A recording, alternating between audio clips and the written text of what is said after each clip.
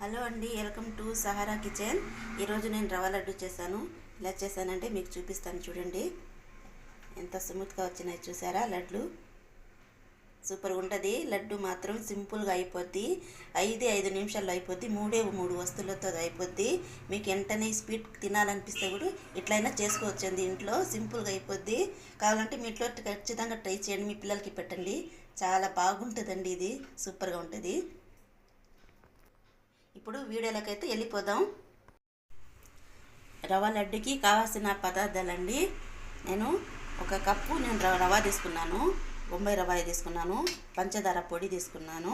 ఒక కప్పు నేను పాలు తీసుకున్నాను, చల్లారిన పాలు. కొంచెం జీడిపప్పు. ఇప్పుడైతే రవ్వ వేస్తున్నానండి. ఇది పాలలో నానబెట్టాలి.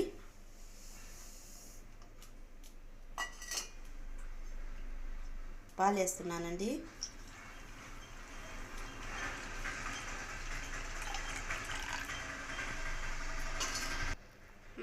ఇదైతే ఒక అరగంట సేపు నానబెట్టేద్దామండి.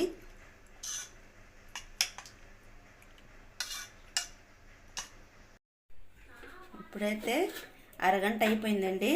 నానబెట్టే తలకి ఇట్లా వచ్చేస్తుంది పిండి. ఇప్పుడైతే కడాయి పెట్టుకొని ఆయిల్ వేసుకుందాం.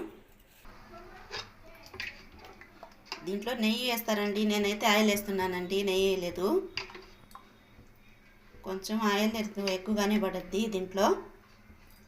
అయితే రవ్వ లడ్డు మాత్రం స్మూత్గా బాగా వస్తుందండి. ఇప్పుడైతే ఆయిల్ వేడెక్కిందండి. ఇప్పుడు దీంట్లో రవ్వ పిండి వేస్తున్నాను.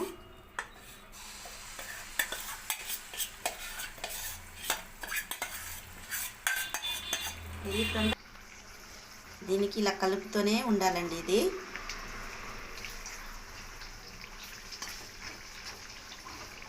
ఇలా కలుపుతూనే ఉండాలండి, లేకుంటే గడ్డ పడిపోద్ది.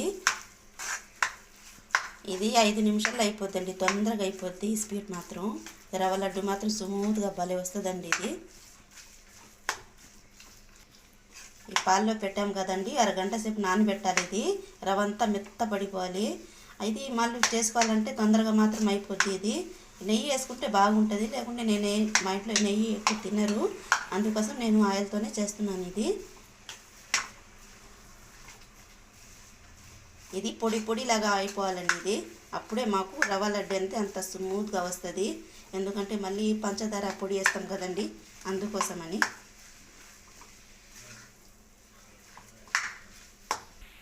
ఇప్పుడు మేము కొంచెం ఆయిల్ వేసుకుంటేనే కలపాలండి. ఇది అప్పుడు పొడిలాగా అయిపోద్ది కదా, అప్పుడైతే దించుకున్నాం. దీనికి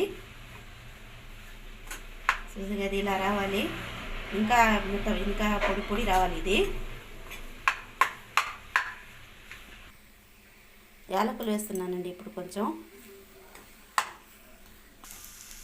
ఇంతేనండి, అయిపోయింది. స్టవ్ ఆఫ్ చేసేస్తున్నాను. ఇప్పుడు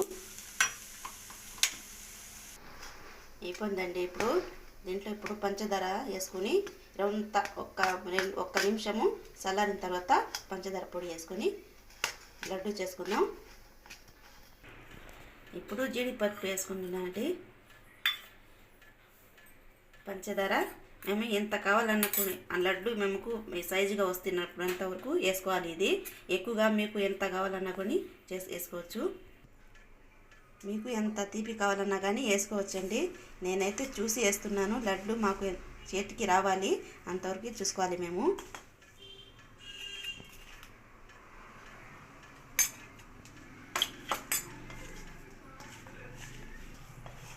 తొందరగా అయిపోద్దండి ఈ రెసిపీ మాత్రం. పిల్లలకి పెట్టుకున్నా కానీ, ఇంట్లో ఉంటున్నప్పుడు ఆదివారం అప్పుడు ఇట్లా పిల్లలకి పెట్టొచ్చదండి. చాలా బాగుంటుంది, హెల్త్కి చాలా మంచిది. అయితే నెయ్యి వేసుకుంటాను. నేను మాత్రం నెయ్యి వేయలేదు, ఆయిల్తో నేను చేశానండి. చూసారు కదా, ఇలా రావాలి లడ్లు. ఇంకా కొంచెం వేసుకుంటున్నాను నేను పంచదార పొడి. అయితే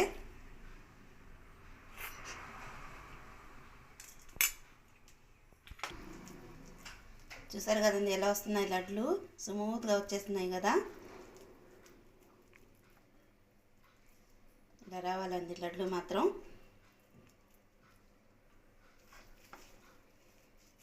నేనైతే ఎక్కువగా రవ్వ లడ్డు ఇంట్లో చేస్తానండి. ఇది మూడోసార్లు చేయటం నేను ఇంట్లో. మేమైతే ఇట్లాగే చేసుకుంటాను నేను.